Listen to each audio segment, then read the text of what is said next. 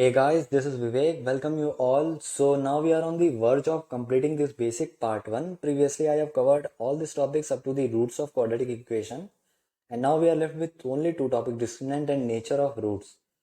So basically these two terms are really very helpful in finding the roots of quadratic equation. Okay. So we will discuss it one by one, what is discriminant and nature of roots and how it helps us in finding the roots of quadratic equation. Okay. So let's talk about discriminant. Discriminant is nothing but a number which shows us how quadratic equation can vary with its root. Okay, so here written as discriminant gives the idea about whether it has one solution, two solution and no solution. And here solution means roots of the equation. So when we say it has one solution, it means it has one real root. When we say two solution, it means two real root. When we say no solution, it means no real roots. Okay. And one more thing here is a quadratic equation has two and only two roots. It can't have more than two roots. So a quadratic equation has two roots only. So when we say it has no solutions, it means it has no real roots. So this is a case of complex roots or imaginary roots. We will discuss complex roots in detail in chapter complex number, but for now, here we will discuss a little bit intro of complex roots and how to solve these complex roots. So complex roots is nothing but when we write any negative quantity inside the root, any negative number inside the root is called a complex root.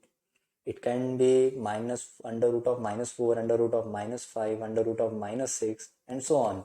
So these type of roots are called complex roots. Okay. And one more thing, complex roots are denoted and solved by with the help of iota. What is this iota? Iota in complex roots are under root of minus 1. So with the help of this iota, we can solve any complex roots. Okay. So let's see how to solve this with the help of iota. Now, when we write under root of minus 4, it is written as under root of minus 1 into 4.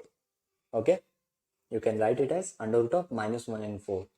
And it is also written as under root of minus 1 into under root of 4. So now this thing is iota in complex root.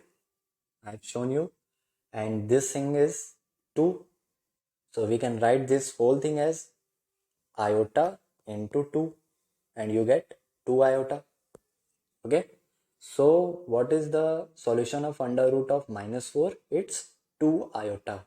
So you can find the roots of quadratic equation with the help of iota when there is a case of complex roots. Okay. Now we will discuss about the nature of roots and how it depends on the value discriminant. So nature of roots are totally dependent on D as you see here. So when D is less than 0, roots are imaginary and no real solution we get. So this is the case of imaginary roots or complex roots. When D is equal to 0, roots are real and equal. Means both the roots of quadratic equation are equal to each other. For suppose one root is 4, other is also 4. Okay. And when D is greater than 0, roots are real and distinct in nature. For suppose one is 4, then other is 6. So this type of roots are distinct in nature.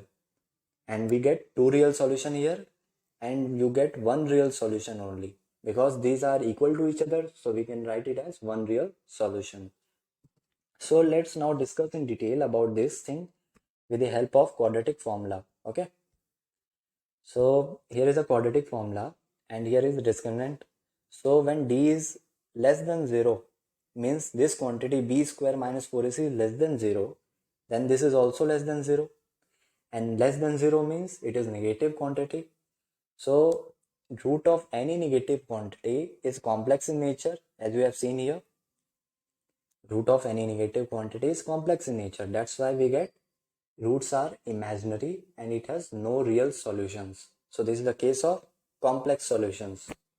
Now, when D is equal to 0, means this quantity is equal to 0, then this is also equal to 0. And when we write under root of 0, it is also 0. So this quantity is of no use and we are only left with minus b upon 2a. So we get only one solution here. So minus b upon 2a and other is also equal to minus b upon 2a. Okay. So both roots are equal in nature, minus b upon 2a and other is also minus b upon 2a.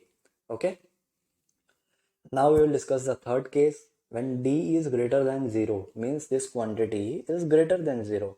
Then obviously you get any solutions. Okay. Any quantity. Now this is greater than 0. So suppose b square minus 4ac is equal to 16. Okay. And here under root of 16 means 4.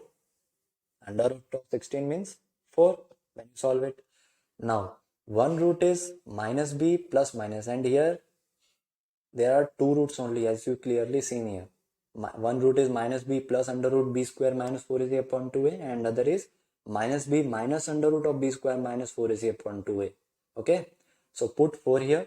You will get minus b plus 4 upon 2a as one root, and other is minus b minus 4 upon 2a.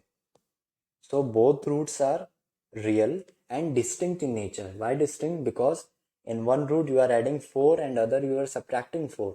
So obviously these two roots are distinct in nature. Okay. So this is all about discriminant and nature of roots. And in next lecture we will discuss further more about discriminant and nature of root with the help of examples. Okay. So thank you.